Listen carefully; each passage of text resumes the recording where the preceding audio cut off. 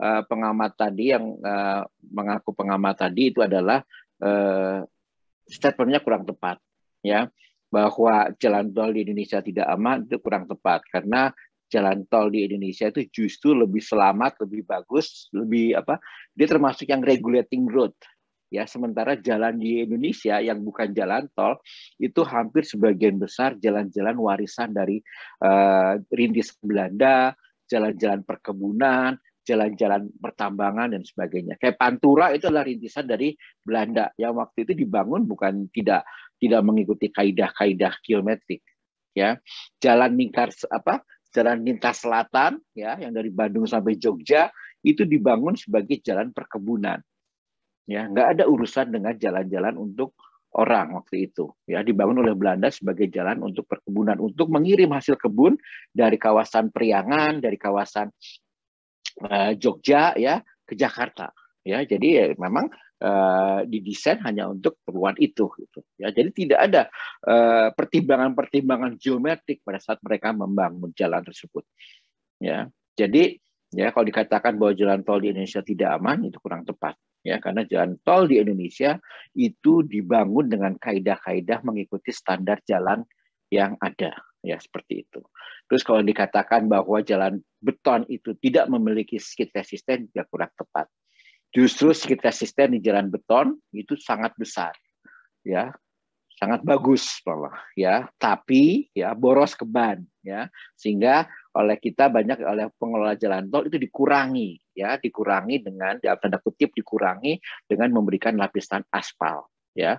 Kalau sudah pakai lapisan aspal, skid resistennya tetap bagus, ya, tapi ke ban tidak cepat boros, ya, seperti itu, ya. Itu kalau masalah skid resisten. Yang ketiga masalah tadi, ya, membatas menggunakan barier beton, ya, itu jauh lebih aman, ya, lebih selamat dibandingkan dengan menggunakan median lahan rumput selebar 5 meter, ya, karena justru di jalan tol itu kita harus menghindari mobil lewat ke jalur lawan, ya, seperti itu. Nah, oke, itu adalah statementnya dia. Nah, sekarang kita lihat kecelakaannya.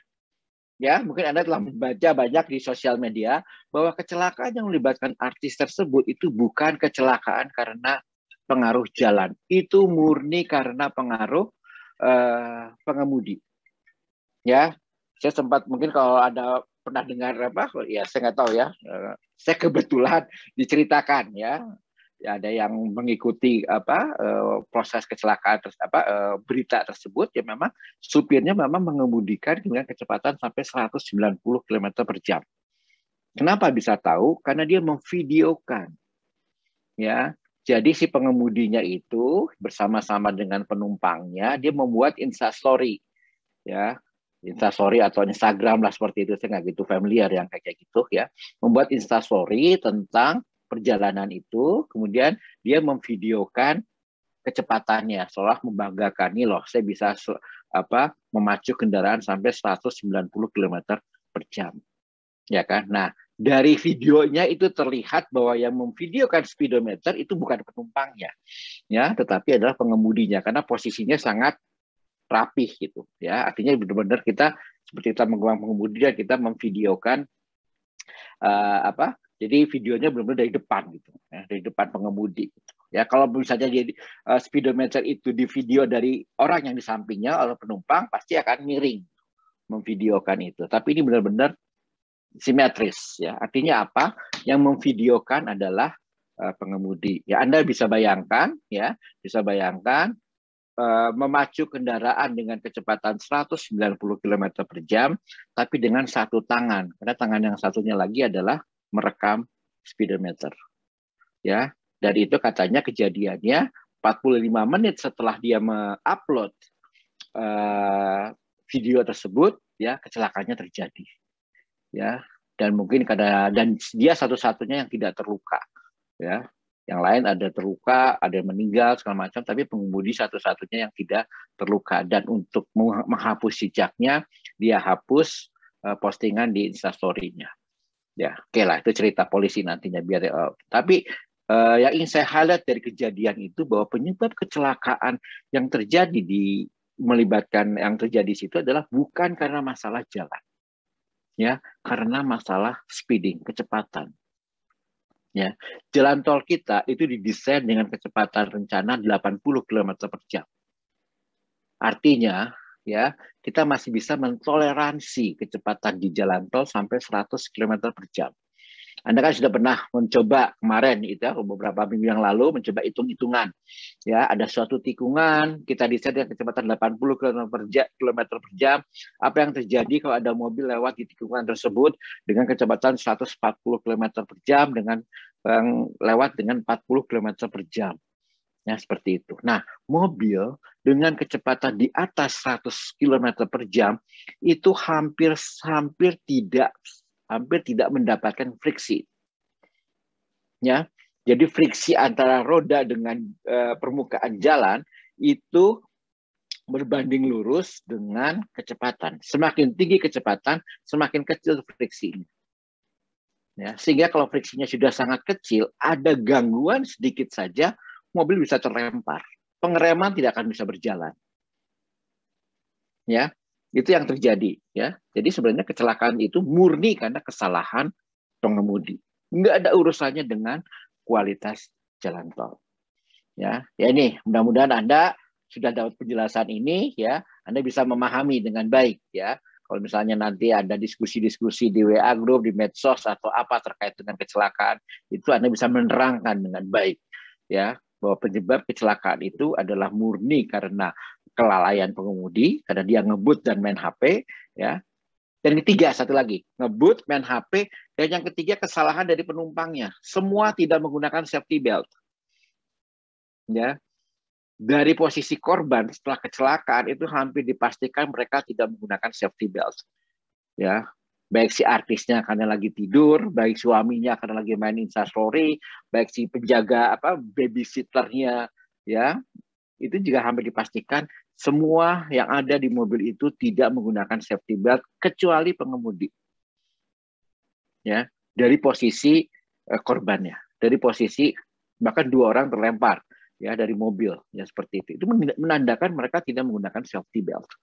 Jadi kesalahan dari kecelakaan itu adalah pertama adalah kesalahan pengemudi karena dia ngebut dan bermain HP, dan yang kedua adalah kesalahan semua penumpang tidak menggunakan safety belt. Makanya penting Anda nanti kalau ada di jalan tol selalu menggunakan safety belt baik yang di depan maupun yang di belakang. Ya, jadi kalau misalnya Anda duduk di kursi penumpang, tetap menggunakan safety belt. Kalau Anda naik travel, usahakan cari travel yang ada safety belt-nya. Ya, safety belt itu adalah bagian untuk mengurangi dampak dari kecelakaan. Ya, kecelakaan mungkin tidak bisa dihindari, tetapi dengan pemakaian safety belt, ya, dampak kerusakan atau dampak kerusakan pada tubuh kita itu bisa diminimalkan.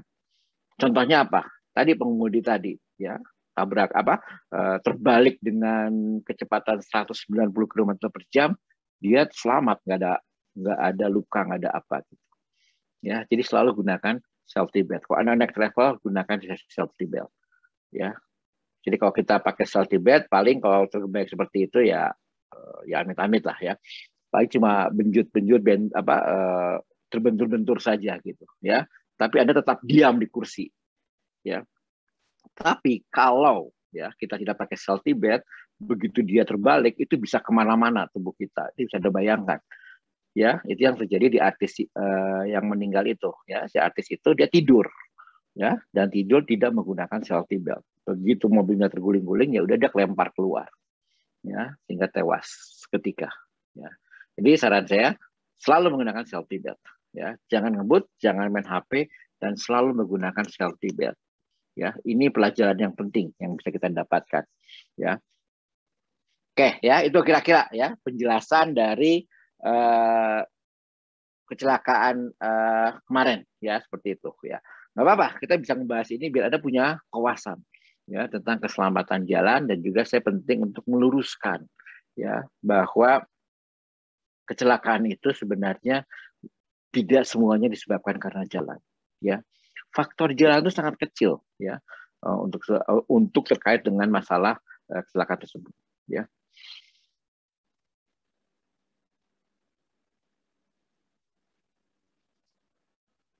Oke, ada yang ditanyakan terakhir sebelum kita melanjutkan.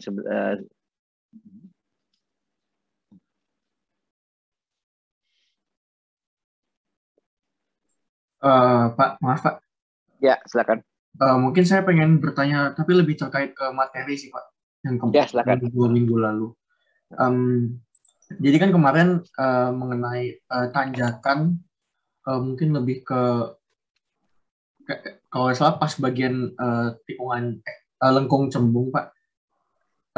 Itu tuh kan katanya kita memerlukan yang namanya jalur pendakian ya Pak. Ya, Untuk betul. ketika panjang kritisnya sudah melebihi dari panjang eh, tanjakannya sudah melebihi panjang kritisnya Pak. Nah, Ya. kalau yang saya lihat dari visualisasi gambaran Bapak waktu itu, eh, panjang jalur pendakian tuh sama panjangnya Pak dengan panjang kritis misalnya 320 meter gitu. Apakah Ya. memang memang harus begitu Pak? Jadi jalur pendakiannya harus sama dengan panjang kritisnya. Ya, sebenarnya jalur pendakian itu ya itu maksimum itu panjang kritis ya, bukan harus harus segitu. Kalau misalnya jalur pendakiannya bisa sampai 200 meter ya nggak apa-apa gitu. Cuman untuk kemiringan 4% itu panjang kritisnya adalah 320. Maka jalur pendakiannya kalau bisa ke maksimum adalah sepanjang 320 dan mulai dibuat dari setengah dari panjang kritisnya. Jadi di 160 ya. Jadi kalau ada tanjakan ya, setelah 160 baru kita buat panjang kritisnya dibuat jalur pendakian sepanjang 320 sehingga total tanjakan itu menjadi 1,5 dari 320 gitu kira-kira ya. Tapi ya tadi kalau pertanyaannya adalah jalur pendakian apakah harus 320? Tidak, itu adalah maksimum adalah 320 kira-kira seperti itu ya. Baik Pak, terima kasih Pak. Ya, ya. Jadi kalau kita ingin memperpanjang panjang kritisnya ya gali tanahnya ya. Tadi kan kemiringannya 4%, kalau pengen lebih panjang lagi panjang kritisnya ya dibuat jadi 3%. Cuma masalahnya itu lebih mahal, itu aja sih pilihannya ya, seperti itu. Nah, ini dilakukan di jalan tol ya. Di jalan bukan tol enggak, dihajar aja gitu. Contohnya nagrek itu kemiringannya 16% ya. Nah, luar biasa 16%. Padahal paling tinggi kemiringan yang ideal itu ada 10%. Tanjakan MN kalau misalnya ada ke Subang ya, itu rata-rata di atas 12% ya, 12 sampai 16% ya, luar biasa itu ya. Seperti itu ya. Memang kalau dikatakan bahwa jalan non tol di Indonesia banyak yang tidak berkeselamatan, ya betul ya. Tapi kalau jalan tol dikatakan tidak berkeselamatan, saya kira tidak ya, karena itu sudah melewati screening ya dan evaluasi dari beberapa macam ahli ya, seperti itu ya. Ada audit ya, istilahnya audit keselamatan ya. Jadi audit keselamatan itu bahkan berlapis ya. Jadi kalau namanya sekarang sudah namanya jalan itu harus berkeselamatan. Agar jalan itu berkeselamatan pada saat dibangun harus dilakukan audit, dan auditnya itu berlapis sampai 4. Pada saat tahap planning ya, misalnya planning kita berpikir oke, saya akan membuat jalan tol yang menghubungkan antara sekarang yang lagi ramai itu antara Gede Bage sampai Cilacap ya, Cigatas ya, Cilenyi, Garut, Tasik ya. Nah, itu sampai Cilacap rencananya ya. Tapi yang mungkin diprioritaskan itu sampai Tasik dulu. Karena apa? Karena ini pembangunan jalan tol Cigatas ini benar-benar inisiatif dari Jawa Barat ya. Nanti kalau misalnya pemerintah pusat ingin meneruskan, silakan dari Tasik sampai ke Cilacap ya. Mungkin untuk dikoneksikan ke Pangandaran ya, dari Cigatas itu. Jadi itu memang karena inisiatif dari Cilenyi, Garut, Tasik jalan tol.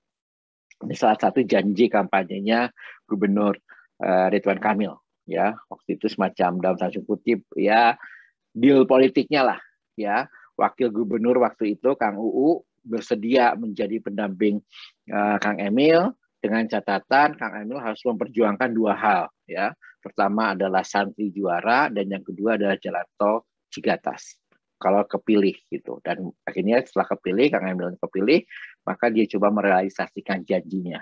Ya, salah satunya kalau yang Santi Juara sudah mulai berjalan, ya kita lihat banyak pesantren sekarang ada one product, one pesantren, one product. Itu salah satu ke pesantren juara atau santri juara seperti itu. Nah, satu lagi adalah Cigatas. Nah, Cigatas sebenarnya direncanakan. Nah, pada saat direncanakan, audit keselamatan sudah masuk di situ. Ya, jadi tahap pertama adalah pada saat planning. Ya, nah, diidentifikasi. Ya, jalur Cigatas itu akan banyak belokan-belokannya. Ya, jalan tol tapi akan banyak belokannya. Kenapa? Karena daerah pegunungan. Ya, dari Cileunyi sampai ke Tasik itu daerah pegunungan. Kalau Anda lewat jalan biasa di Malambong, di Nagrek, segala macam, itu jalurnya akan banyak sekali pegunungan. Jadi artinya apa? Harus diantisipasi masalah tanjakan dan turunan. Harus diantisipasi masalah tikungannya. Ya. Nah, itu di tahap planning. Ya. Kemudian di tahap berikutnya adalah pada tahap desain. Nah, pada saat tahap desain, ya, masukan dari tahap planning itu diterapkan di tahap desain. Nah, setelah desainnya selesai, dilihat lagi, diaudit lagi keselamatannya. Benar nggak antisipasi terhadap tanjakan sudah dilakukan? Benar nggak lajur khusus truknya itu sudah didesain sesuai ketentuan? Benar nggak misalnya jarak pandang di tikungan-tikungan tertentu yang mungkin cukup tajam untuk sebuah jalan tol itu tercapai? Itu diaudit keselamatannya di level desain. Oke, kalau sudah oke, jalan dibangun. Ya, jalan dibangun, selesai. Sebelum dibuka jalan tersebut, diaudit lagi. Audit yang ketiga, ya, dicek, ya. Oke, waktu di planning sudah diidentifikasi ada turunan-turunan tajam. Ya, kemudian kita lihat di desain itu sudah diantisipasi turunan-turunan tajamnya. Ya, ada misalnya jalur escape, jalur untuk misalnya emergensi. Ya, kalau misalnya turunan tajam, remnya blong, ada jalur emergensi. Ya, itu kalau ada bisa lihat ada beberapa jalur emergensi yang dipasang di jalan tol antara kilometer 90 sampai 100. Juga ada juga bisa melihat jalur emergensi yang dipasang di tanjakan MN. Ya, kalau Anda dari Tangkuban Perahu menuju ke Ciater, itu ada 2 atau 3 jalur emergensi. Ya, dicek. Ya, itu dibangun nggak? Oke, dibangun. Bener nggak ngebangunnya? Itu dicek di auditnya sebelum jalan dibuka. Ya, setelah oke semuanya, perabuannya sudah oke, jalur escape-nya sudah oke, ya, oke, jalan dibuka, dipersilakan untuk dibuka, dioperasikan.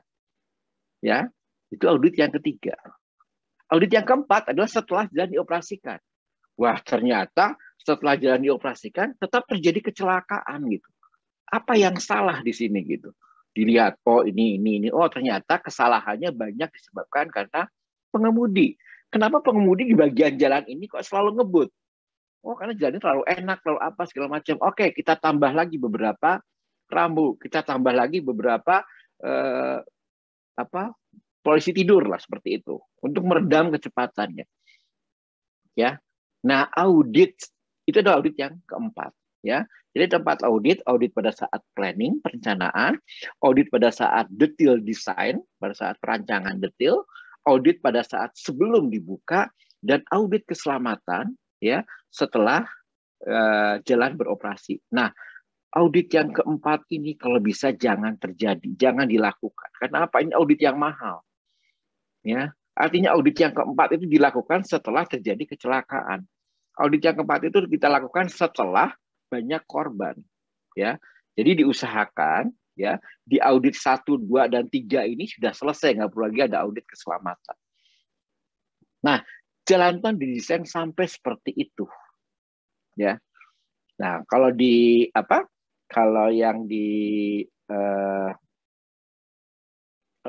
yang dilakukan di jalan bukan tol nggak bisa seperti itu. Ya, nah, jadi kembali lagi ya, yang namanya jalur truk, jalur apa itu sebenarnya di jalan tol sudah diperhitungkan dengan baik. Tapi kenapa kok masih terjadi ada truk yang nyelonong nabrakin kendaraan seperti di kilometer 90-an waktu itu. Tapi kenapa terjadi lagi ada ini? Itu karena disebabkan karena masalah tadi, kembali masalah antara pengemudi dengan kendaraannya. Ya, kemarin waktu kuliah umumnya dari Pak Wildan, memang saya menekankan ke Pak Wildan itu adalah masalah lebih ke masalah geometriknya, dan Pak Wildan banyak memberikan contoh ya tentang kasus-kasus kecelakaan yang memang melibatkan geometrik ya.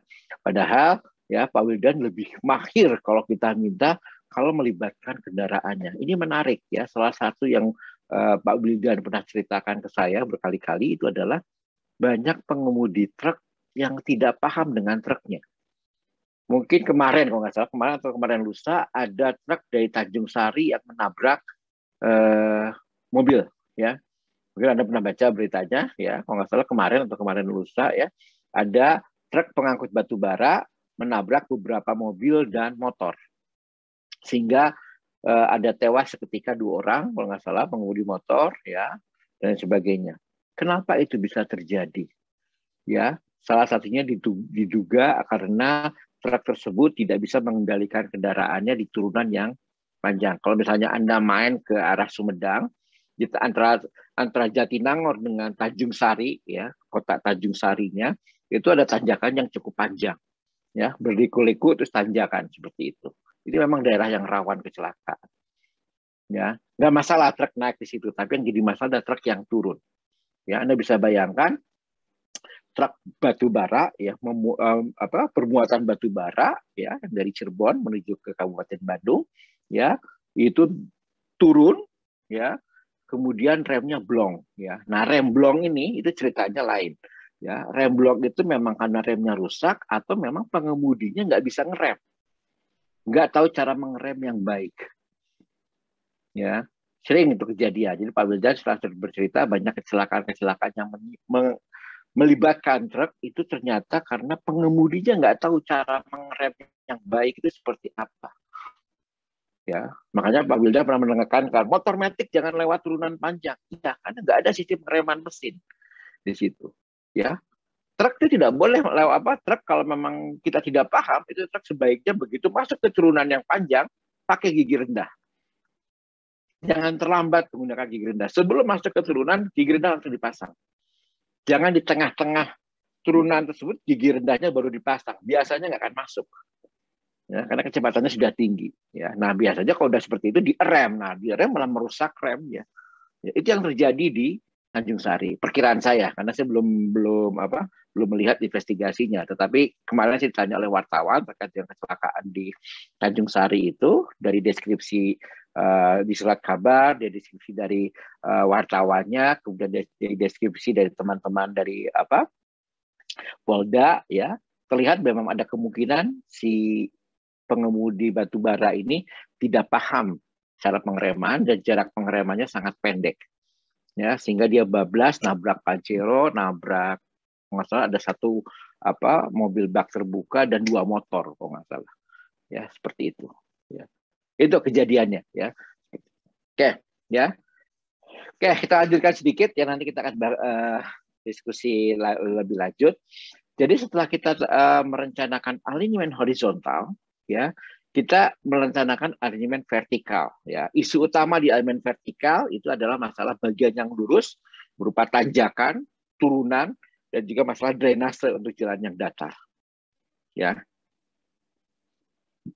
Nanti akan kita pelajari khusus tentang drainase. Tetapi isu utama di alignment vertikal itu adalah masalah tanjakan dan turunan sebenarnya. Ya, bagaimana kita mendesain tanjakan di mana truk bisa naik dengan mudah, dan bagaimana kita mendesain turunan, bagaimana truk bisa melakukan truk tidak mengalami akselerasi yang berlebihan sehingga tidak bisa dikendalikan. Ya, seperti itu. Nah, itu di masalah tanjakan dan turunan. Nah, isu yang lain adalah lengkung vertikal. Lengkung vertikal itu adalah suatu lengkung yang dipasang pada perubahan kelandaian. Jadi setiap perubahan kelandaian itu dipasang lengkung vertikal. Tujuannya apa? Ya, utamanya adalah untuk keselamatan. Ya, kenyamanan dan keselamatan. Kalau orang sudah tidak nyaman melewati lengkung tersebut, potensi kecelakaan akan tinggi.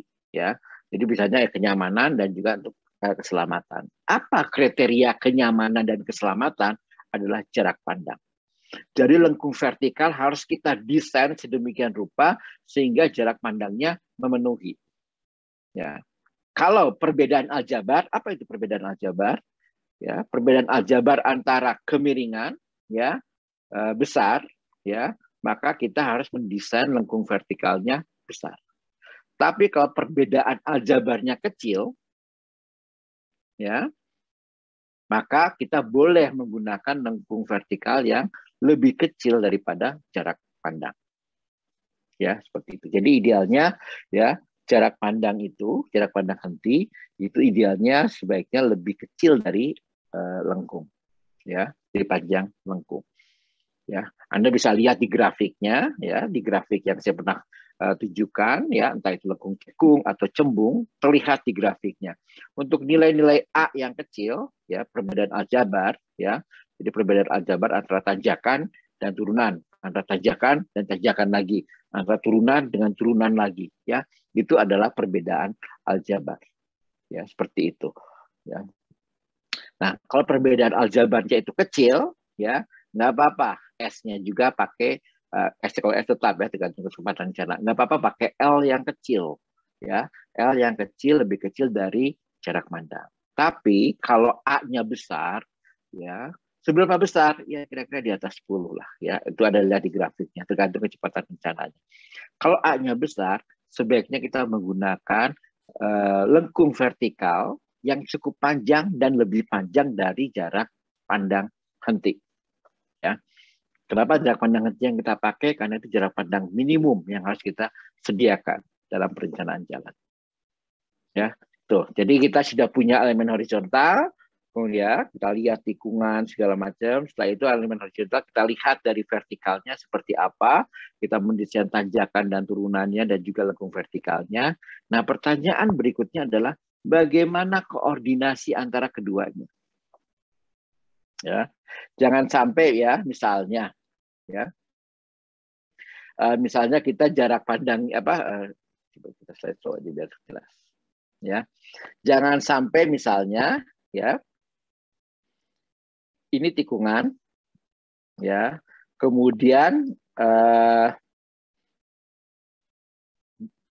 ini ada tikungan, ya, seperti ini. Nah, tapi di bagian sini, ya, dia juga adalah merupakan turunan atau merupakan ada perubahan, ya, di bentuk vertikalnya seperti ini. Ini lengkung vertikalnya seperti ini. Ya, misalnya bisa terjadi seperti ini. Ya.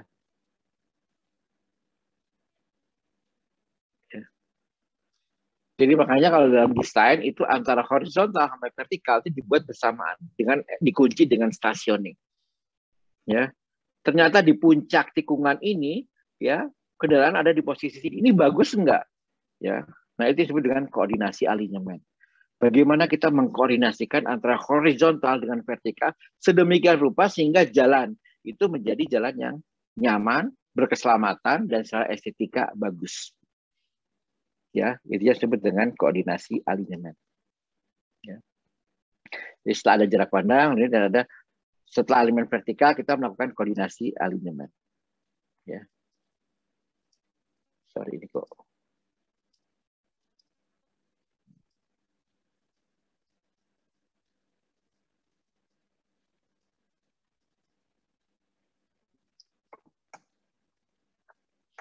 Ya, ini alignment vertikal, kita udah ngebahas ini ya. Jalur khusus trek, jalur pendakian. Ini masalah lengkung vertikal ya. Nah, ini yang saya katakan tadi ya, pentingnya jarak pandang ya. Jika kurang tepat saja jarak pandangnya lebih ya. Nilai K.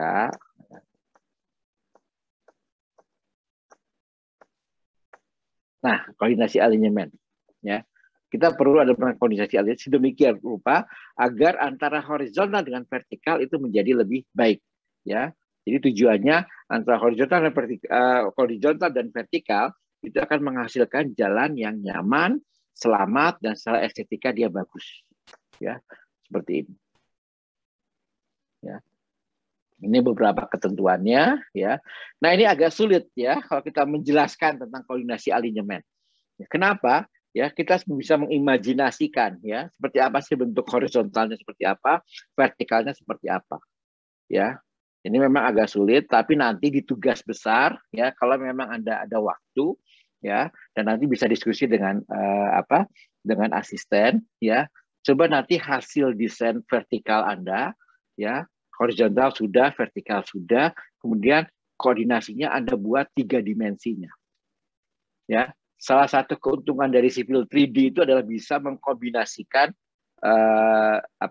bisa mengintegrasikan antara horizontal dengan vertikal secara 3 dimensi, sehingga kita bisa punya bayangan. Oh, kalau jalannya desainnya seperti ini, nanti jadinya seperti apa? Ya. Ya. Ini yang saya katakan salah satu ya. Bagaimana untuk menghindari koordinasi alignment itu adalah untuk menghindari hidden dip. Hidden dip itu satu bagian yang tidak terlihat, ya. Jarak pandang kita ini pengemudi, saat ini kita pengemudi ya, maka jarak pandang kita adalah saat jatuhnya sampai di sini. Ini jarak pandang kita. Tapi ada bagian yang tidak terlihat di sini. Ya, ini adalah bagian yang tidak terlihat. Ya. Kita nggak tahu di sini apa ada mobil lagi menyalip atau ada halangan atau apa, ya. Padahal jarak pandang kita jatuhnya di sini, ya. Nah, ini disebut dengan masalah koordinasi alignment, ya, seperti itu. Ini juga contohnya, ya. Ini masalah jarak pandang kita, ya. Kita nggak tahu di balik ini, ya, di balik ini apa? Apakah tikungan? Apakah jalan lurus? Ya, atau apa? Kemudian ada apa di balik itu? Apa ada mobil atau tidak yang dinyalip? Ya, ini kebetulan jalannya jelek, jadi otomatis pengemudinya akan pelan-pelan. Ya, tapi kalau bisa Anda bayangkan ini sudah diperbaiki segala macam, ini akan menjadi luar biasa. Dan tidak ada lampu, ya, tidak ada lampu sama sekali. Ya, nah kalau ada lampu mungkin kita bisa tahu ada kendaraan di sana. Gitu. Ya, kalau malam hari. Tapi kita tidak tahu kendaraan tersebut apakah dia lurus, apakah belok. Ya, ini kita harus hindari, ya. Nah, kadang-kadang kalau kita hanya lihat horizontalnya saja atau kita hanya melihat vertikalnya saja, ini nggak ketemu. Kasus ini nggak akan ketemu. Ya, harus melihat secara koordinatif. Horizontalnya gimana, vertikalnya bagaimana. Ya, itu salah satu contoh. Ya, masa jalur pendakian. Nah, seperti ini. Ya, pada saat kita membuat pendesainnya, kalau kita hanya melihat horizontalnya saja, oke, jalannya lurus. Ya. Pada saat kita mendesain hanya melihat vertikalnya saja, oh ini ada tanjakan, turunan, oke, nggak masalah. Tapi begitu dibangun, jadinya seperti ini. Ya, dan ini ada jalan ini. Ya, ini sering dijadikan contoh untuk kasus-kasus bagaimana buruknya koordinasi antara horizontal dan vertical alignment. Ya, seperti itu. Ya, ini salah satu koordinasi alignment yang cukup baik. Ya, ini ada tikungan, ada tanjakan seperti itu. Ya, tapi cuma kita nggak tahu seperti apa. Kita ini ya, ini kita nggak tahu seperti apa ininya. Tapi untuk bagian ini koordinasi alignment cukup baik. Ada tikungan, ada tanjakan, tetapi jarak pandangnya bisa penuh melihat jauh ke depan. Ya, jangan lihat perkerasannya. Ya, perkerasannya memang jelek, tetapi dari sisi geometrik dia bagus. Ya, jalan seperti ini ada jalan contoh geometrik yang bagus, yang koordinasinya cukup bagus. Nah, ini juga, ya, ini lebih bagus lagi, ya. Ini koordinasi alignment yang bagus antara horizontal dan vertikal. Nah, bagaimana kita tahu bentuk ini bagus atau tidak sebelum dibangun? Nah, ini yang sulitnya, ya. Dulu orang mendesain horizontal, vertikal, kemudian dengan pengalaman mendesainnya kita tahu, oh ini harusnya vertikalnya agak digeser atau bagaimana. Dalam koordinasi alignment, yang kita geser-geser itu adalah vertikalnya. Ya, bukan horizontalnya. Horizontal udah fix, tikungannya sekian, jari-jarinya sekian, menikungnya di kilometer di STA berapa, itu sudah fix. Tinggal nanti vertikalnya menyesuaikan sehingga menghasilkan suatu bentuk jalan yang nyaman, selamat, dan secara estetika dia bagus. Ya, ini contohnya. Ya, jalan yang cukup nyaman, ya. Cukup berkeselamatan karena jarak pandangnya jauh ke depan, ya. Kemudian markanya juga bagus, ya. Artinya memang dia tidak desain untuk menyalip, ya. Tapi jarak pandangnya untuk jarak pandang hentinya cukup, ya. Nggak masalah. Perambuannya juga bagus, ada informasi rambu di sini, ya, informasi tanjakan, belokan seperti itu, ya. Kemudian juga kekerasannya juga bagus, ya, seperti itu. Ya. Salah satu contoh dari bentuk koordinasi alignment yang cukup bagus. Ya. Nah, ini contohnya, ya. Contoh dari koordinasi alignment. Ini kalau misalnya jalan menyusuri sungai. Ya. Kalau kita buat jalan menyusuri sungai, ikuti bentuk sungai. Ya. Alasannya bukan semata-mata estetika. Ya. Tapi sungai itu secara natural dia akan melewati tanah-tanah yang keras. Kalau tanah tersebut tidak keras, pasti tergerus. Ya, tergerus sehingga sungainya lebih lebar seperti itu. Ya. Nah, kalau kita mengikuti bentuk alur sungai, berarti jalan kita dibuat di atas tanah-tanah yang cukup keras, yang tidak tergerus oleh aliran sungai. Ya, jadi secara estetika memang kelihatannya bagus ya seperti ini ya, secara estetika, dan juga secara struktur dia cukup stabil. Ya, karena tanah-tanah tersebut tidak tergerus oleh aliran sungai seperti kawasan seperti contohnya ini. Ya. Ini bagian ini tidak akan tergerus oleh sungai karena apa? Dia sungainya berbelok, artinya apa? Bagian ini cukup keras, tidak tergerus oleh sungai. Ya, sehingga dapat dipastikan struktur tanah, struktur pondasi di kawasan di daerah segmen ini itu relatif cukup stabil. Ya. Jadi kalau kita membuat jalan menyusuri sungai atau danau, ikutilah bentuk sungainya. Ya, itu salah satu bentuk koordinasi alignment. Ya. Oke, ya. Contoh yang lain, ya. Nah, ini seperti ini. Ya. Ini adalah bentuk, ini adalah horizontal alignment-nya, ini adalah vertical alignment-nya. Ya. Kita buatnya dari lurus, tapi di vertikalnya dia turun kemudian dia nanjak. Ya. Nah, ini bentuk yang kurang baik, ya, seperti itu. Ya, jalan yang kita hasilkan bentuknya kayak ini. Ya, kelihatan tidak smooth. Ya, kalau ini jalannya cukup baik. Ya, ini contohnya. Ya, ini jalan yang secara koordinasi gak terlalu bagus. Ya. Nah, ini ya seperti tadi, cuma ini lebih tidak se-ekstrim yang tadi. Ya, ini contoh dari jalan yang istilahnya broken back. Ya, seperti itu. Nah, ini beberapa contoh ya. Beberapa contoh ini adalah horizontal alignment-nya, ini vertical alignment-nya. Ini kira-kira jadinya seperti apa 3 dimensinya. Ya, jalannya lurus, naik. Oke, bentuknya seperti ini. Kemudian jalannya lurus, dia melengkung. Nah, ini ada yang hidden dip seperti ini. Ya, memang sulit. Nanti akan ada videonya ya, akan ada videonya untuk memperlihatkan contoh jalan yang bagus atau tidak ya. Nah, ini ya, ini tikungan, jalannya datar. Hasilnya seperti ini. Ya. Ini jalannya tikungan ya, dan ini adalah turunan. Turunan kemudian nanjak. Hasilnya kan seperti ini. Ya. Ini adalah tikungan, ini asal tanjak dan sudah nurun. Hasilnya akan seperti ini. Kalau kita kombinasikan. Ya. Nah, apa masalahnya di sini? Ini masalah jarak pandang, ya.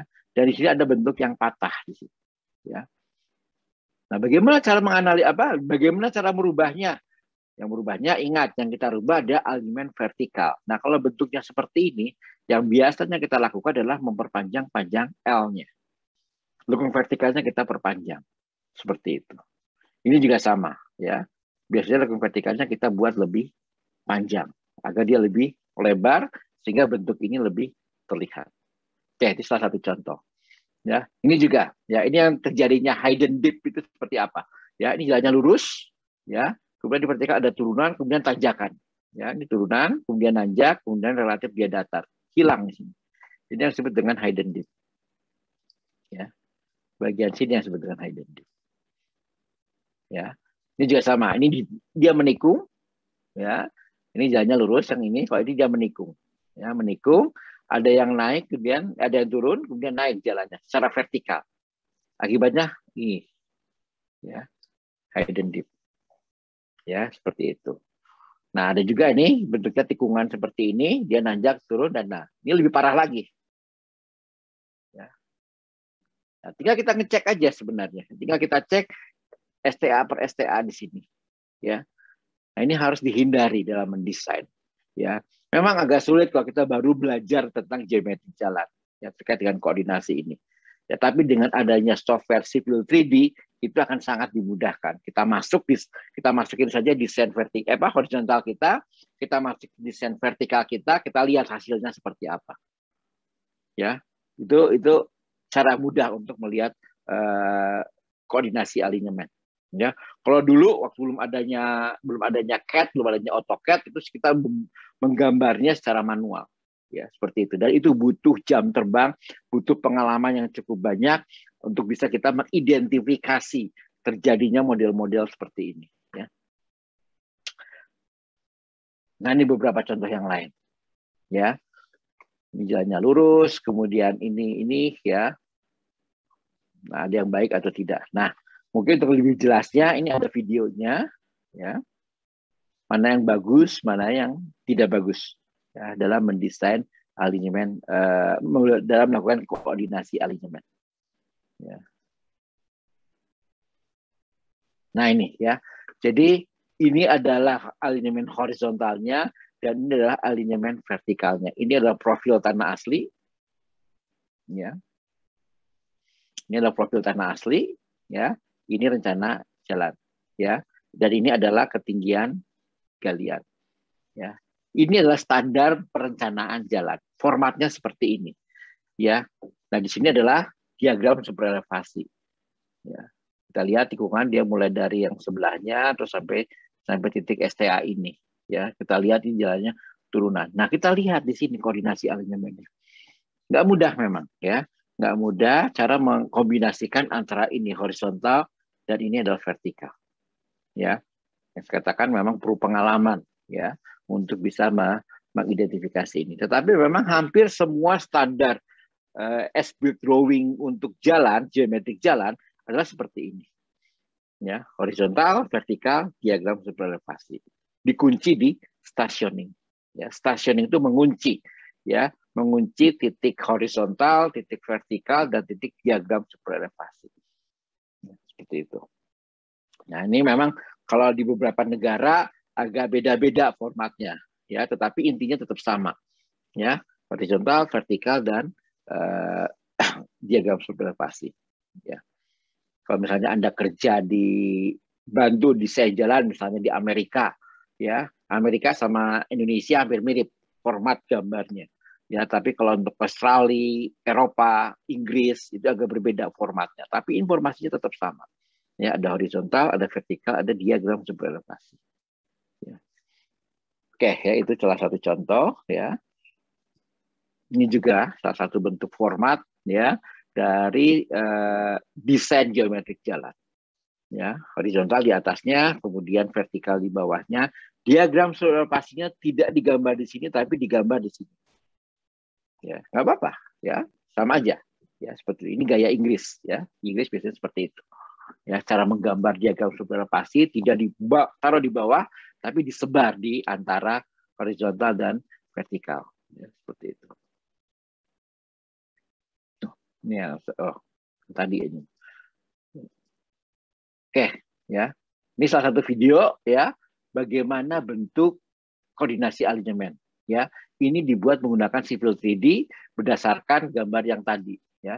Berdasarkan ini. Ya. Berdasarkan ini, ya. Ini nanti silakan Anda lihat visualisasinya seperti apa. Ya, bentuk 3 dimensinya dari bentuk horizontal dan alinyemen. Ya.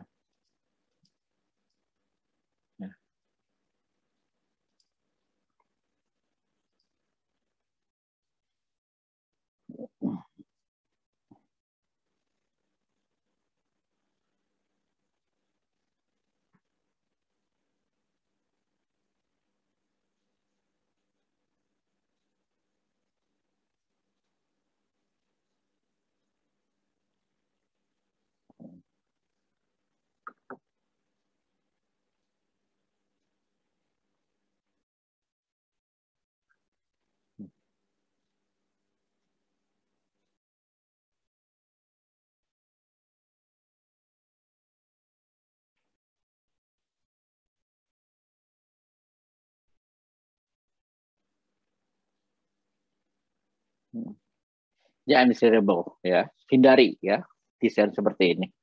Hmm. Hmm. Ya,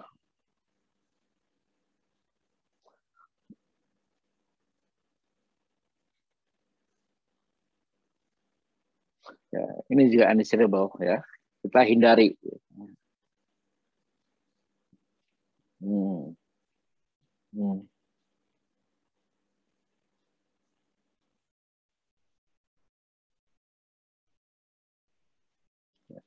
Ini salah satu lengkung peralihannya yang kurang panjang ya, atau total panjang tikungannya kurang kurang panjang sebenarnya ya.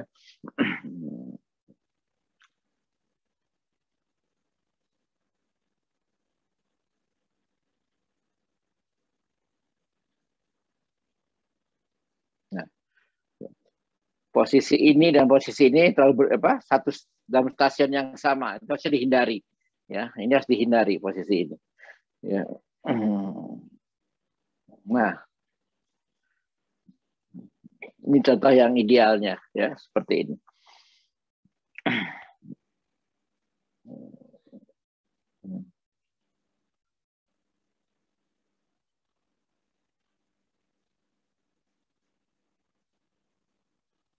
Ya, tadi yang cembung, sekarang yang cekung ya. Yang cekungnya lihat bentuknya seperti ini. Jadi kira-kira sama puncaknya di sini ya.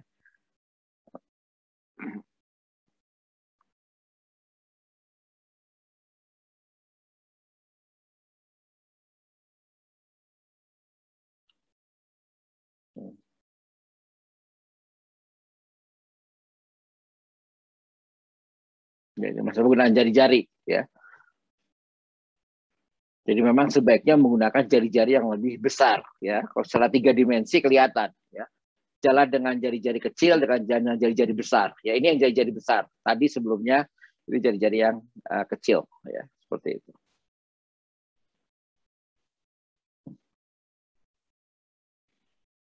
Hmm.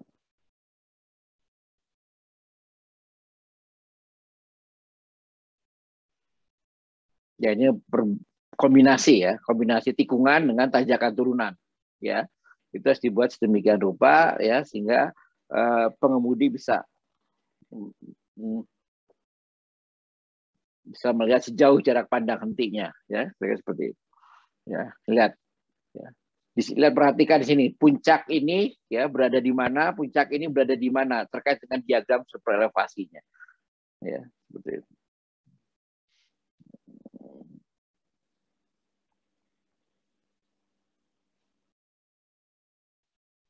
Nah, ya, puncak dari tikungan dan puncak dari atau puncak dari PVI dan PVI ini ya, kira-kira seperti itu ya. Cukup ada jarak stasiunnya beda ya. Hasilnya ya tadi ya seperti ini. Hmm.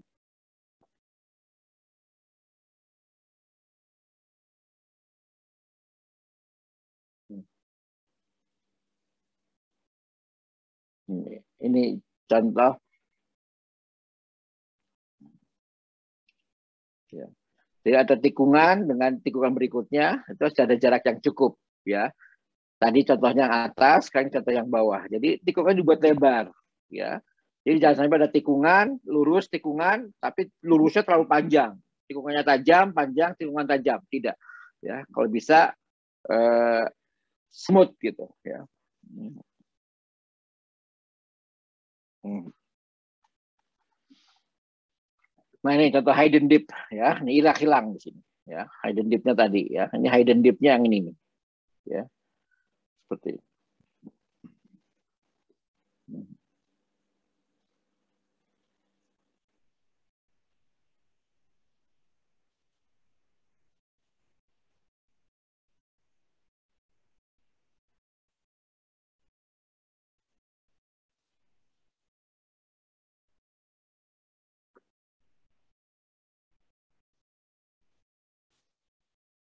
Oke ya.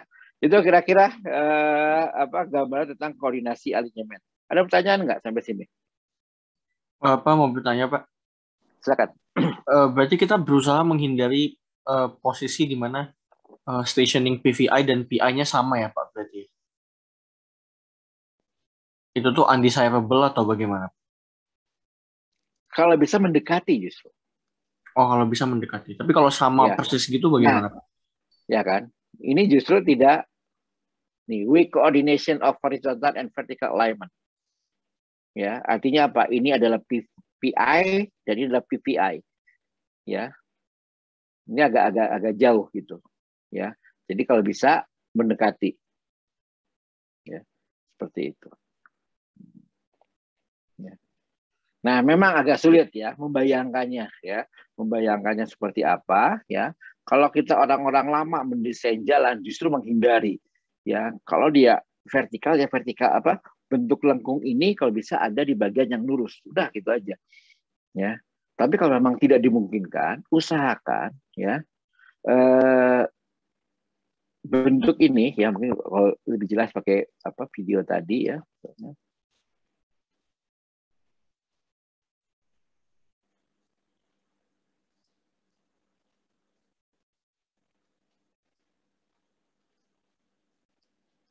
Nah ini ya, ini contoh ya,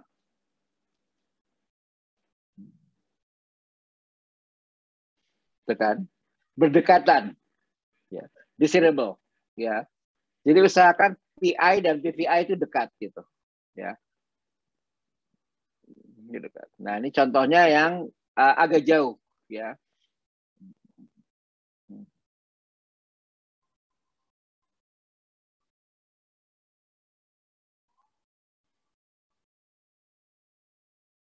Yang disamai desirable ya. Artinya ini sebaiknya seperti ini ya.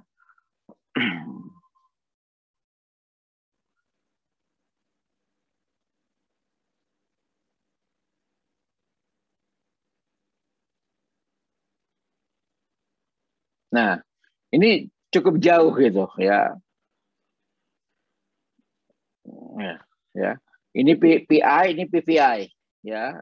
Ini sebaiknya jangan terlalu jauh ya. Nah, sejauh apa sih ya ukurannya nggak bisa ditentuin ya, tergantung dari jari-jari yang kita pilih, tanjakan dan turunannya ya. Kita baru tahunya setelah apa bisa kita lihat tiga dimensi seperti itu ya. Memang nggak mudah ya untuk melihat seperti itu ya. Tapi kalau misalnya Anda bisa bayangkan atau misalnya Anda bisa ngulik ya sipil 3D-nya untuk membuat tiga dimensinya, itu akan sangat lebih mudah lagi ya seperti itu. Ya. Jadi intinya PI dan VPI itu kalau bisa di STA yang mendekati sama. Ya. Kalau misalnya PI dan PVI-nya itu ya titik di mana titik PI dan PVI-nya itu cukup jauh, hasilnya kayak tadi ya banyak jeda-jeda yang hilang tadi ya, pandangan-pandangan yang hilang ya. Kira seperti itu. Ada lagi yang mau tanyakan?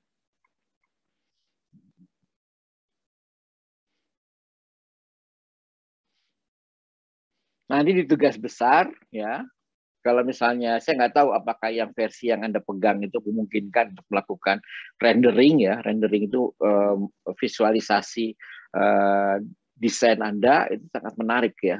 Anda bisa lihat. Bahkan kalau mau ya sekarang TA-nya itu sudah tidak TA bukan sudah TA itu sudah bisa spesifik ya. Jadi kita dari kakak transportasi ya menawarkan untuk TA mendesain jalan lengkap ya. Jadi jalan lengkap geometriknya ya, kemudian nanti akan melakukan simulasi dengan menggunakan sipil 3D, terus kemudian nanti kalau ada gorong-gorong bagaimana Anda mendesain gorong-gorong, melihat dari catchment areanya, terus kemudian kalau misalnya dia ada daerah timbunan bagaimana Anda mendesain timbunannya, berarti itu aspek geotekniknya, kemudian kalau ada jembatannya bagaimana Anda mendesain jembatannya, berarti ada aspek strukturnya. Jadi lengkap ya, satu segmen jalan kira-kira pada cabangnya mungkin sekitar 10 atau 20 km ya, tapi Anda bangun desain dengan lengkap, ada aspek geotekniknya, ada aspek transportasinya, ada aspek airnya, ya terkait dengan masalah gorong-gorong, ada aspek strukturnya kalau misalnya dia jembatan, dan mungkin ada aspek MRK-nya, yaitu bagaimana ada sequence-nya, ya sequence dalam pembangunan jalan tersebut. Ya, mana yang mau dibangun dulu, jalan dulu atau jembatan dulu? Biasanya jembatan dulu, ya. Karena apa? Ada kemungkinan jembatan itu bergeser. Menggeser jembatan jauh lebih sulit daripada menggeser jalan. Ya, ini terjadi pada waktu kita membangun Suramadu. Ya, pada saat waktu membangun Suramadu, kalau nggak salah itu titik jembatan Suramadu itu bergeser 3 atau 4 kali. Karena apa? Karena masalah pemancangan pada saat waktu itu ternyata tidak mendapatkan tanah dasar yang baik. Ya, artinya diperkirakan di pemancangan itu hanya bisa sampai 40 meter, ternyata setelah dipancang 40 meter nggak ketemu juga tanah kerasnya. Ya, dicek lagi, wah ternyata terlalu dalam ini, digeser. Ya, seperti itu. Ada kejadian di Suramadu.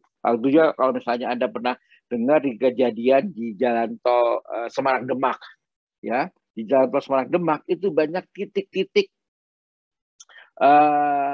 titik-titik yang jembatan yang direncanakan ternyata sulit dibangun, ya, karena kedalaman tanah kerasnya itu lumayan jauh sehingga dia digeser, ya, kepala jembatannya, titik jembatannya digeser. Nah, kalau kepala jembatan digeser, otomatis jalannya mengikuti, ya, seperti itu. Jadi dari untuk teater padu, ya, kita bisa menawarkan proyek-proyek jalan, ya, proyek-proyek jalan. Anda bisa membangun secara utuh dan tetap teater padu tim, ya, teamwork, ya. Jadi nanti bisa ada 4 atau 5 orang, ya, satu fokus untuk geometrik jalannya dan kekerasannya untuk jalannya, satu fokus pada drainasenya, satu lagi fokus pada strukturnya. Kalau misalnya ada jembatan di situ, satu lagi fokus pada penimbunan. Nah, teknik penimbunan juga nggak sembarangan gitu. Ya, apa yang menjadi parameter untuk timbunan? Ya, kalau timbunannya tingginya sekian meter, strukturnya seperti apa? Ya, misalnya timbunnya hampir sekitar 10 meter, apakah perlu ada dinding penahan tanah atau tidak? Ya, karena kalau kita mendesain timbunan setinggi 10 meter, ya, maka bagian bawah timbunan, ya, itu bisa sampai 40 meter. Ya, karena biasanya kemiringan yang ideal 1:2. Kalau tingginya 10 meter, ya berarti kaki yang bawah itu adalah 20 meter ke kanan dan 20 meter ke kiri. Artinya naik 10 meter kita harus membuat sampai 20 meter, 40 meter seperti itu. Ya. Nah, kalau tidak mau seperti itu, ya, bentuknya kan kayak trapesium. Ya. Ini timbul, ya, kita menimbun di sini, ya, bentuknya kan pasti pakai trapesium seperti ini, ya, kalau ini tingginya itu 10 meter, ya, berarti lebar ini akan cukup panjang, ya. Nah, kalau nggak mau kayak gini ya sudah pakai dinding tahan tanah, ya. Nah, pakai sini, ya, berarti tanah yang harus dibebaskan cukup seperti ini, ya, dengan dinding penahan tanah. Nah, pertanyaannya adalah seperti apa desain dinding penahan tanahnya? Ya, nah ini salah satu aspek yang bisa kita gali dalam desain. Ya, makanya kalau tertarik, ya, Anda bisa mengambil topik tentang perencanaan jalan, ya, seperti itu. Karena di situ lengkap juga, ya, ada jalannya, ada geotekniknya, ada airnya terkait dengan drainase dan gorong-gorong, ada strukturnya terkait dengan jembatan. Ya, seperti itu. Ada MRK-nya. Ya, kalau MRK nanti kita kaitkan dengan masalah quarry, ya, lokasi material buat menimbun dan material buat membuang. Nanti di kuliah kita nanti setelah ini, ya, atau tentang galian timbunan. Ya. Galian timbunan itu adalah salah satu pekerjaan yang cukup mahal dalam pembangunan jalan. Ya, hampir 60% dari pembangunan jalan itu merupakan pekerjaan tanah, penyiapan tanah dasar, ya, seperti itu, ya. Makanya yang tadi di awal saya cerita, kenapa jalan tol lebih suka menggunakan pekerasan kaku, ya, beton, ya, karena penyiapan tanah dasarnya relatif lebih cepat dibandingkan kalau penyiapan tanah dasar kalau jalan tersebut menggunakan pekerasan lentur, ya, seperti itu. Oke, lagi pertanyaan?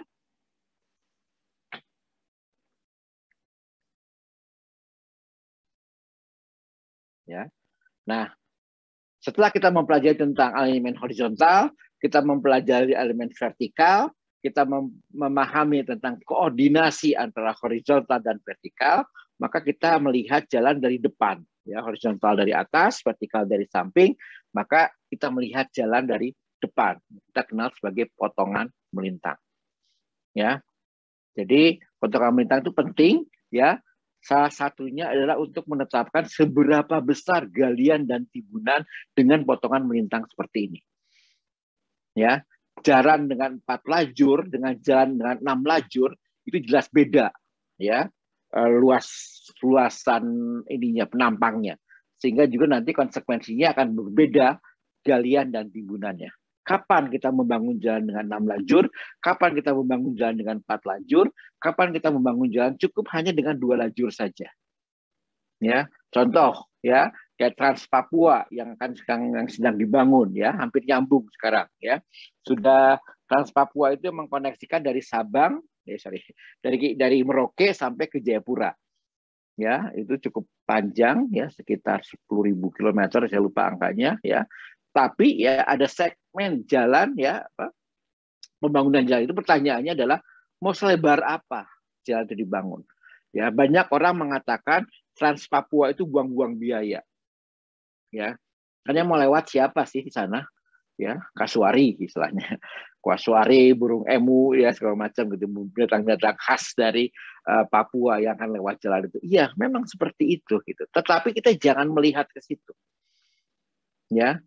Jalan Trans Papua itu dibangun bukan masalah pertimbangan ekonomi, tetapi masalah pertimbangan NKRI, pertimbangan keamanan, ya, integrasi wilayah, ya.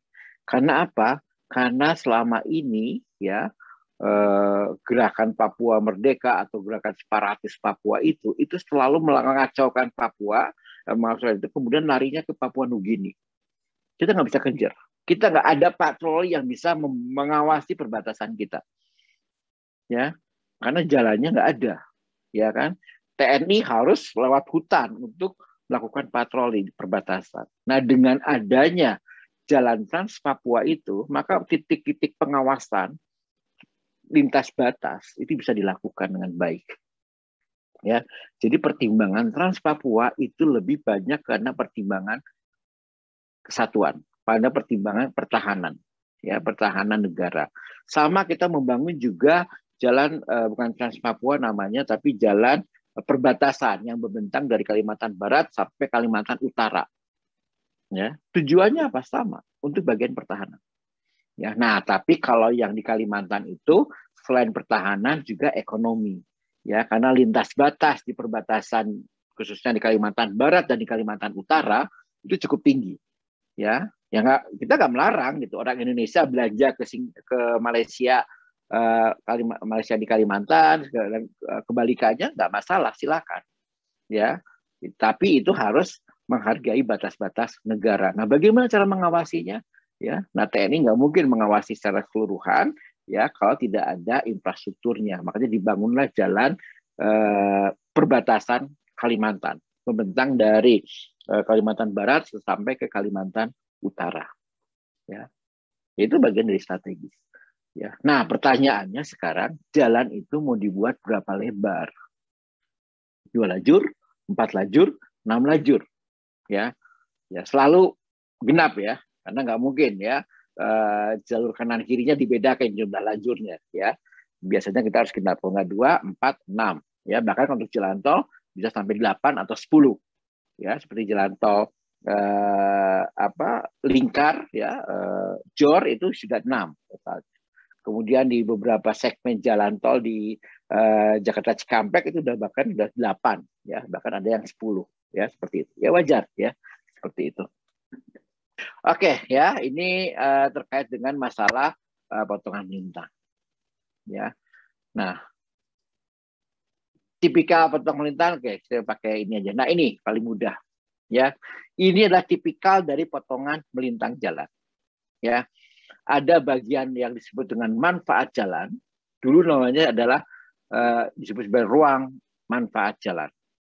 Dulu sebutnya sebagai daerah manfaat jalan. Itu tahun di Undang-Undang Jalan tahun 92. Ya, kemudian undang-undang jalan kita perbaiki, ya. Undang-undang jalan itu kalau nggak salah tahun 2004 kok nggak salah. Nah, sini ada 2006. 2006 itu PP-nya, ya. Jadi undang-undang jalannya tahun 2004, ya, kita perbaiki, makanya kita sebut sebagai ruang manfaat jalan, ruang milik jalan, dan ruang pengawasan jalan, ya. Nah, di ruang manfaat jalan itu ada jalur lalu lintas, ada bahu, ada saluran tepi. Ya, itu mudahnya seperti itu. Ya. Nah, kalau ruang manfaat jalan adalah ruang dipakai buat pergerakan lalu lintas. Nah, siapa yang menggunakan adalah semua yang bergerak di ruang jalan. Ya. Jadi kalau mobil, motor, truk, bus, pejalan kaki, sepeda, gerobak, selama dia memanfaatkan ruang jalan, maka dia adalah bagian dari lalu lintas. Ya, makanya lalu lintas itu dalam Undang-Undang Lalu Lintas dan Angkutan Jalan dikenal ada kendaraan bermotor dan kendaraan tidak bermotor. Ya, jadi kalau sepeda, gerobak, ya itu termasuk kendaraan yang tidak bermotor.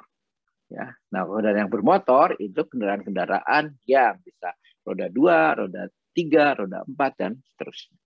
Ya, nah itulah memanfaatkan ruang jalan tersebut.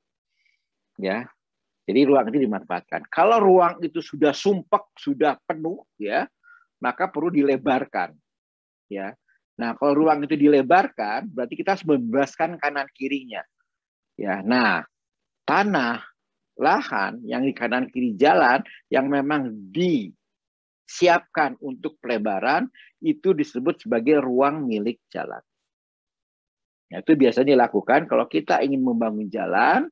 Ya, tapi lalu lintasnya masih kecil, masih sedikit, ya udah kita bangun 2 lajur dulu. Nanti begitu itu kita tambah menjadi 4 lajur, kita tambah lagi menjadi 6 lajur, itu bisa. Ya, nah biar lajur itu penambahan itu tidak terlalu mahal untuk membebasin lahan, biasanya kita kalau membangun jalan, kita membebaskan jalan langsung buat 6 lajur. Tapi yang kita bangun cukup 2 lajur dulu. Seperti halnya jalan tol. Ya, jalan tol ya itu selalu membebaskan jalan untuk biasanya untuk 2 kali 4 lajur ya, atau 2 kali 6 lajur tergantung kebutuhannya ya. Pada waktu Jakarta Cikampek dibangun ya, itu jalan yang di ruang yang dibebaskan itu hanya yang dibebaskan itu memang untuk 2 kali 6 lajur ya, tapi yang kita bangun ya 2 kali 2 lajur. Ya, lajur yang ke arah Jakarta, 2 lajur yang dari Jakarta. Begitu berkembang lalu lintasnya tambah lagi menjadi 3 kali 3. Ya, 3 lajur ke arah Jakarta, 3 kali 3. Berkembang lagi menjadi 4 seperti itu. Ya. Nah, tanah yang kita siapkan untuk itu yang disebut dengan ruang milik jalan. Ya. Seperti itu. Jadi ruang manfaat jalan dan ruang milik jalan adalah ruang yang jadi milik jalan, pengelola jalan. Siapa yang mengelola jalan tergantung dari status jalannya. Ingat kuliah awal, jalan dibagi menjadi fungsi dan statusnya. Ya, dan kelas. Ya. Nah, berdasarkan dengan statusnya kita mengenal ada jalan nasional, jalan provinsi, jalan kota atau jalan kabupaten ya, atau orang kadang-kadang menyebutkan jalan kota atau kabupaten sebagai jalan daerah ya, seperti itu ya. Nah, itu adalah ruang milik jalan.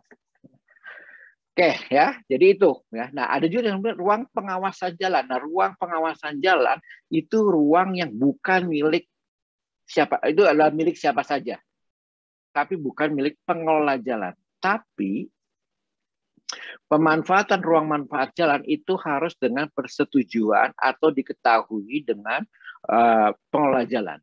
Misalnya, ya kawasan ini, ya ini adalah kawasan ruang manfaat. Dulunya adalah hutan, ya ini adalah hutan misalnya, milik perhutani, ya. Kemudian oleh perhutani dialihfungsikan karena hutannya sudah tidak produktif, diganti menjadi kebun karet, ya. Itu harus kasih tahu. Kenapa? Kalau dulunya hutan, ya itu kalau ada hujan itu bisa menahan longsor.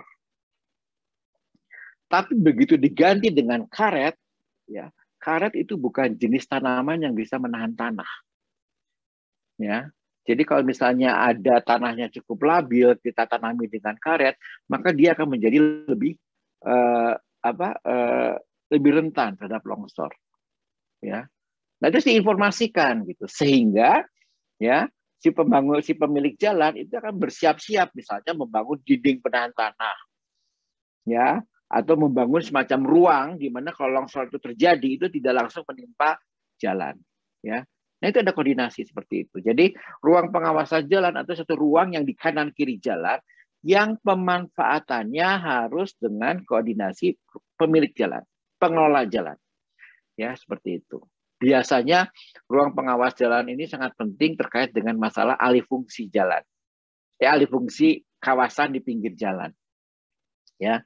Misalnya, ya, kawasan ruang pengawas jalan itu adalah kebun penduduk, kebun, ya. Kemudian karena berkembangnya tingkat ekonomi, penduduk berpikir, udah kayaknya kalau dari kebun udah nggak, asalnya kebun pisang atau apa, ya kebun pisang biasanya, ya, atau jagung, ya. Dari pemiliknya kayaknya ini tidak terlalu bermanfaat lagi, tidak prospek menjual jagung sama pisang udah nggak bagus. Ya udah, saya ganti menjadi kawasan perumahan, ya kan. Nah, pada saat membangun kawasan perumahan, izin mendirikan bangunan harus melibatkan pengelola jalan. Nanti kata pengelola jalan, nggak apa-apa, kanan kiri ini dijadikan kawasan perumahan. Tapi, ada tapinya, ada lahan buat menyerap air. Ya, itu yang pertama. Tapi, ya, buangan air kotor, ya, atau limpasan air hujan, jangan dibuang ke jalan. Harus buat saluran drainase sendiri. Jangan digabungkan dengan saluran drainase jalan. Nah, itu koordinasi antara ruang manfaat jalan dengan ruang milik jalan dengan pengelola jalan. Ya, itu teorinya. Itu yang terjadi, itu yang diharapkan dari undang-undang jalan, ya seperti itu. Tapi pada prakteknya memang nggak terjadi. Ya, makanya sih kita lihat kalau hujan besar, ya jalan selalu menjadi sungai. Itu nggak boleh terjadi sebenarnya. Ya, saluran ini, ya, itu didesain cukup untuk menerima limpasan air yang turun di permukaan jalan ini. Ya, catchment area-nya cuma sebegitu ini. Ya, catchment area ini, ya, larinya ke sini. Catchment area ini larinya ke sini. Ya, jadi saluran C itu hanya menampung catchment area dari kanan kiri sini. Ya, jadi didesain selokannya seperti itu. Ya, cukup. Ya, cukup. Tapi kalau rumah ini ikut-ikutan, ya, limpasan air itu langsung dibuang ke sini, limpasan air ini langsung dibuang ke sini, ya banjir lah, ya. Saluran C jadi nggak bisa menampung, akhirnya terjadi, ya, banjir apa istilahnya, cilengkrang ya istilahnya, ya, meluap, ya, drainasenya meluap, ya. Yang disalahkan siapa? Yang buat jalan. Wah, Bina Marga nggak benar, buat drainasenya jelek, buat drainasenya mampet, buat drainasenya. Padahal yang bikin dia mampet, yang dia bikin dia tidak cukup siapa? Yang di pinggir jalan, bukan Bina Marganya. Ya, ini yang harus yang namanya koordinasi menjadi hal yang penting. Ya, seperti itu. Longsor, tiba-tiba ini longsor karena alih fungsinya nggak sesuai dengan karakteristik tanahnya, dia malah longsor seperti ini, nutupin jalan. Yang disalahkan siapa? Bina Marganya. Bina Marga buat jalan di rawan longsor, padahal tidak. Itu bukan salah Bina Marga. Ya. Pada waktu Bina Marga bangun jalan, ya kanan kirinya itu hutan, nggak masalah. Tetapi begitu alih fungsi hutan, ya jadi longsor. Yang salah siapa? Justru yang memanfaatkan lahan pinggir jalan. Ya, kayak 2 tahun yang lalu ada kejadian longsor di daerah Tasik. Ya, itu menewaskan 2 orang pengemudi motor yang lagi lewat, tiba-tiba longsor, nggak ada hujan, nggak ada angin, tiba-tiba tanahnya longsor seperti itu. Ya, tertimbun. Ya, tertimbun satu pengendara sepeda motor, kalau nggak salah dua pengendara seperti itu. Yang disalahkan apa? Jalannya. Kenapa nggak ada rambu? Ya, Bina Marga mengatakan, ya kita tidak bisa mengontrol alih fungsi lahan di pinggir jalan seperti itu. Ya, jadi itu ya, ini adalah contoh dari penampang melintang jalan secara umum. Kalau pengen detailnya, inilah ya, ini buatan detailnya seperti ini. Nanti ya Anda baca sendiri slide-nya, apa fungsi dari bahu. Ya, ini buat lalu lintas. Ya, kemudian ya, apa fungsi dari median? Ya, apa fungsi dari ini? Ya, yang tadi kita bahas tadi misalnya adalah pembatasnya, menggunakan medianya menggunakan barrier beton. Ya, apa manfaatnya plus minusnya? Ya, nanti akan kita bahas minggu depan. Ya, tetapi ini adalah pemahaman umum bahwa potongan melintang, ya, isu utamanya adalah masalah kapasitas. Kapan mau buat 2 lajur, kapan buat 4 lajur, 6 lajur, 8 lajur. Ya, sorry, ya, 2x2, 4x4, ya, seperti itu. Ya, 2x2, 3x3, ya, nanti totalnya 6 lajur, totalnya 4 lajur, ya, atau totalnya 2 lajur, ya, total 2 lajur kanan kiri, ya, 1 lajur, atau mau 4 lajur, ya, kanan kiri 2, ya, atau mau 6 lajur kanan kiri 3, atau mau 8 lajur kanan kiri 4, ya, itu tergantung dari kapasitas. Jadi isu utama dari potongan melintang adalah masalah kapasitas, ya. Dan isu yang kedua dari masalah potongan melintang adalah masalah road safety, keamanan di pinggir jalan, ya, pemasangan rambu, selokan dan segala macam, ya. Itu ya terkait dengan potongan melintang. Sisanya silakan Anda baca sendiri, ya. Bagaimana fungsi dari bahu, bagaimana fungsi dari median, ya, apakah kemiringan bahu sama dengan kemiringan jalan, ya, super elevasi normal yang 2%, apakah bahunya ikut 2%, ya, silakan nanti baca sendiri di slide ini sudah cukup lengkap, ya, penjelasannya, ya. Kemudian bagaimana dengan saluran ini, ya, nanti kita akan belajar tentang dasar-dasar dari drainase. Kalau Anda, saya kira sudah mengambil mata kuliah irigasi nggak? Sudah, Pak. Atau lagi? Sudah lagi, ya? Pak. Lagi. Oh, lagi ya. Ya. Prinsipnya hampir sama, ya. Prinsipnya antara saluran irigasi dengan saluran pinggir jalan itu sama prinsipnya. Yang beda hanya masalah catchment area-nya. Ya, kalau di irigasi, ya, catchment area-nya adalah dibatasi oleh kontur. Ya, kita setting di kontur berapa, itulah catchment area-nya, makanya desain salurannya adalah sekian, ya, dengan kuncinya adalah kontur sebagai catchment area-nya. Nah, kalau di jalan, ya, catchment area-nya hanya ini saja, ya, inilah catchment area-nya, ya, sama di sebelah sini, ya. Catchment area hanya untuk jalan aja, ya, saluran jalan itu catchment area-nya seperti ini. Nah, kalau catchment area-nya mau ditambah dari sebelah sini, ya, hitungannya double.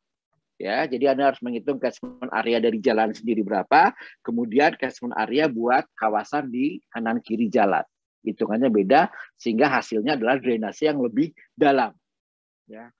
Boleh nggak digabung antara drainase jalan dengan drainase kawasan? Boleh. Nggak dilarang, ya.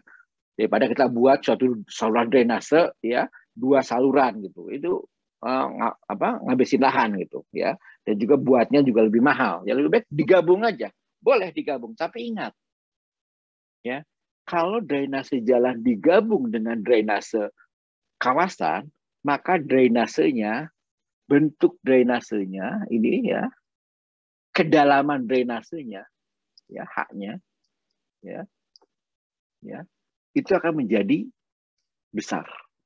Kalau hanya untuk jalan saja, hanya mungkin, ya, kedalaman drainasenya mungkin cukup 30 cm.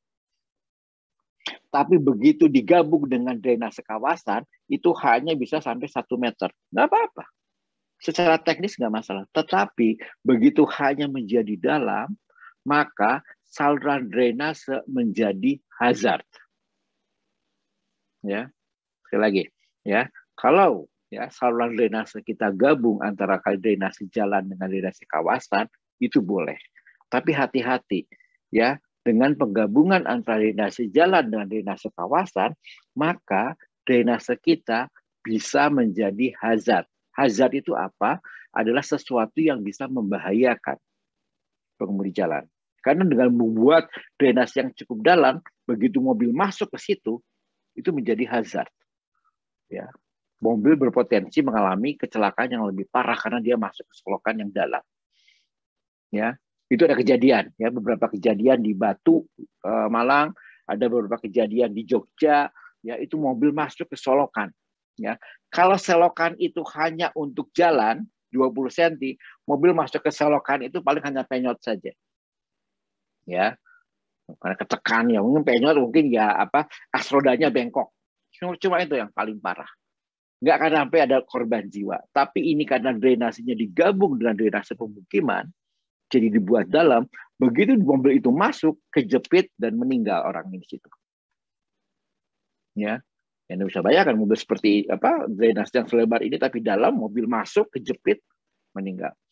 Juga ada kejadian di saya lupa di daerah Jawa Barat punya, ya itu pengemudi motor masuk ke drainase, nyungsep ke drainase, ya. Kalau drainasenya itu hanya drainase untuk jalan, nggak masalah. Paling dia baret-baret, ya paling bengkok si apa garpunya istilahnya ya, roda depannya bengkok seperti itu. Kalau hanya untuk drainase jalan, tapi begitu dia digabung dengan drainase pemukiman lebih dalam, ya maka begitu motor masuk, ya korban jiwa yang terjadi. Ya, jadi hati-hati, ya. Penggabungan antara drainase jalan dengan drainase kawasan itu boleh-boleh saja, tetapi itu akan menjadi hazard. Bagaimana cara mengulangi hazardnya? Salah satunya memasang pagar. Ya, kalau di jalan antar kota, tetapi jalan dalam kota itu disarankan tidak menggunakan pagar, tapi langsung ditutup menjadi drainase tertutup. Ya, biar lebih aman. Ya, cuma permasalahannya kalau kita membuat drainase tertutup, ya kita harus menyediakan cukup lubang-lubang kontrol, ya yang bisa dibuka untuk bisa ngecek, ya apakah ada sampah tertimbun di situ, apakah ada sumbatan atau apa, ya seperti itu. Itu penting, ya untuk drainase yang tertutup. Dan kalau drainase yang tertutup itu juga hati-hati membuahkan hazard buat pejalan kaki. Ya, jadi kompleks juga, ya. Membuat drainase tertutup itu bagus, ya. Tetapi syaratnya dia harus ada titik-titik kontrol biar tidak tersumbat oleh aspal. Tapi kalau drainase tertutup itu kita tidak rawat atau tidak bagus desainnya, maka drainase tertutup itu akan menjadi hazard buat pejalan kaki. Ya, Anda pernah mendengar beberapa berita ya kalau nggak salah di Jakarta atau di mana ada anak kecil terpelosok ke drainase, terbawa hanyut. Ya, saya menekankan ini karena anak saya pernah mengalami itu. Ya, anak saya waktu itu usianya masih SD, terpelosok ke drainase tertutup. Yang waktu itu drainase tertutupnya lubangnya, ya itu nggak ada tutupnya. Ya, itu udah lubang kontrol, tapi tutupnya dilepas. Ya kan, pada saat hujan itu banjir. Anak saya nggak ngelihat itu, nggak hafal jalan itu bahwa itu adalah bagian yang terpelosok situ. Ya, untuk nggak hanyut. Ya karena kebetulan memang rada mampet, tetapi dia terpelosok ya baret-baret, tapi dia cukup shock gitu ya. Jadi secara mental dia shock karena dia kaget gitu masuk ke terpelosok ke drainase yang dalamnya memang nggak terlalu dalam ya, sekitar 80 sentian gitu.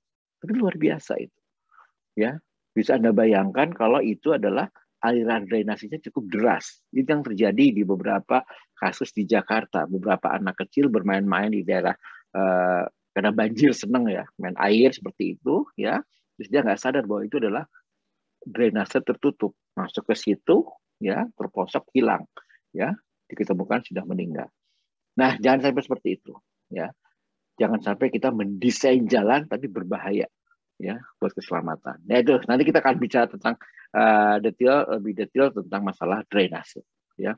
Jadi dari bagian penampang ini banyak aspek yang harus kita lihat. Pertama median mana sih yang baik, ya kayak tadi apa cukup dengan median itu. Kalau di perkotaan median itu fungsinya sebagai tempat orang istirahat kalau menyeberang, ya pedestrian refuge, ya kalau pedestrian refuge itu tempat orang kalau menyeberang dia beristirahat, berhenti di situ.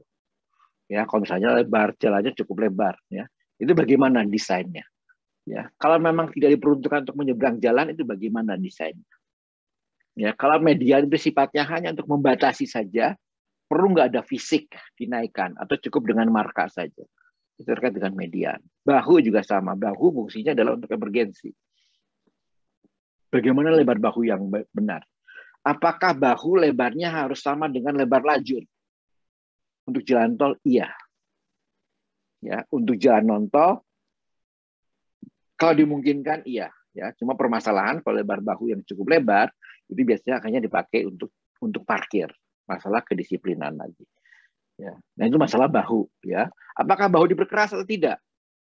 Ya, itu nanti kita bahas. Ya, seperti itu. Ya, Anda bisa baca dulu ya seperti itu. Oke, ada pertanyaan? Ya, sudah lewat juga waktunya. Ya, silakan baca lagi ya slide-slide berikutnya terkait dengan potongan melintang. Ya, ini cukup lengkap sebenarnya. Ya, contoh-contoh potongan melintang, terus kemudian contoh-contoh apa tentang lajur lalu lintas. Ya, tadi masalahnya berapa sih lajurnya? Ya, terkait dengan fungsi. Ya, ini fungsinya. Ya. Nah, ini kalau misalnya dia arteri, sebaiknya dia menggunakan median. Ya. Ada lebar mediannya, ya. Kalau jalan sedang atau biasa itu tanpa median itu boleh, ya seperti itu. Itu ada kriterianya. Berapa lebar mediannya tergantung kelasnya, ya. Ini terkait dengan kepentingan melintang, ya, kepentingan melintang di bahu dan di jalan, ya, yaitu tentang bahu, ya. Kemudian ada tentang median dan seterusnya, ya, tentang trotoar dan sebagainya. Oke, ya. Itu dulu ya. Nah, kita lanjutkan minggu depan ya. Kita akan membahas detail tentang masalah potongan melintang. Ya. Kalau ada pertanyaan silakan sampaikan di WA group saja. Ya, seperti itu. Baik, ya. Sekian dulu kuliah dari saya. Terima kasih. Assalamualaikum warahmatullahi wabarakatuh. Ya. Terima kasih Pak. Terima kasih Pak. Terima kasih Pak. Ya.